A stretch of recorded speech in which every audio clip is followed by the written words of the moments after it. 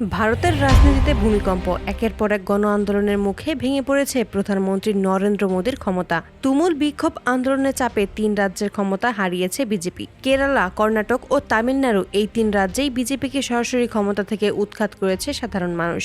ভারতের সাধারণ মানুষ আর চুপ করে বসে নেই। মোদীর শাসনকে তারা তুলনা করেছে একনায়কতন্ত্রের সঙ্গে। হিন্দুত্ববাদী এজেন্ডা চাপিয়ে দেওয়া, মুসলিম সম্প্রদায়ের ওপর অমানবিক নিপীড়ন, মসজিদ ভাঙা থেকে মাদ্রাসা বন্ধ, সবকিছুর বিরুদ্ধেই ক্ষোভ ফেটে পড়েছে রাস্তায়। একসময় যেসব রাজ্যে বিজেপি শক্ত হাতে ক্ষমতা ধরে রেখেছিল, সেই রাজ্যগুলোতেই এখন পতনের ঘণ্টা বেজে গেছে। কেরালা, কর্ণাটক ও তামিলনাড়ু একযোগে এই ৩ রাজ্য থেকেই বিজেপিকে উচ্ছেদ করেছে বিক্ষুব্ধ জনতা। আন্দোলনের তীব্র চাপে ভেঙে পড়েছে বিজেপির প্রশাসনিক কাঠামো।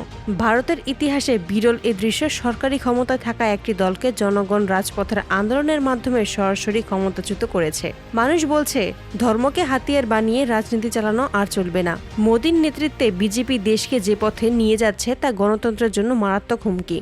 আন্দোলনের ডাক পাওয়া মাত্রই লাখো মানুষ কাজে ব্যবসা ফেলে রাস্তায় নেমেছে। দিনকে দিন আন্দোলন এতটাই শক্তিশালী হয়েছে যে প্রশাসন অচল হয়ে পড়ে। আর শেষ পর্যন্ত বাধ্য হয়ে ৩ রাজ্যেই বিজেপি ক্ষমতা হারিয়েছে। বিক্ষোভকারীরা রাজ্য সরকার ভবন ঘেরাও করে রাখে দিনের পর দিন। সরকারি অফিস কার্যত অচল হয়ে যায়। রাজপথের চাপ সহ্য করতে না পেরে শেষ পর্যন্ত বিজেপি সরকারের পতন ঘটে।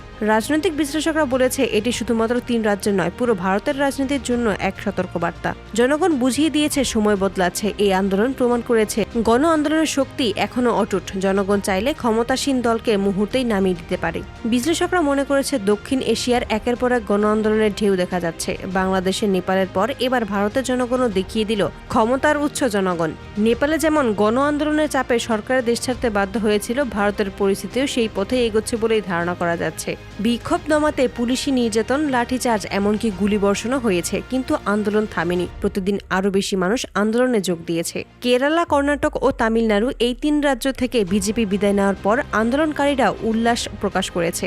তবে তারা জানিয়েছে, লড়াই এখনো শেষ নয়। সারা ভারত থেকেই বিজেপিকে উৎখাত করতে হবে। ৩ রাজ্যে আন্দোলনের চাপে ক্ষমতা হারালো বিজেপি। এই ঘটনা প্রমাণ করে জনগণের রায় শেষ কথা। এখন প্রশ্ন একটাই, এই ঝড় কি থামবে, নাকি খুব শিগগিরই দিল্লির সিংহাসনও কেঁপে উঠবে?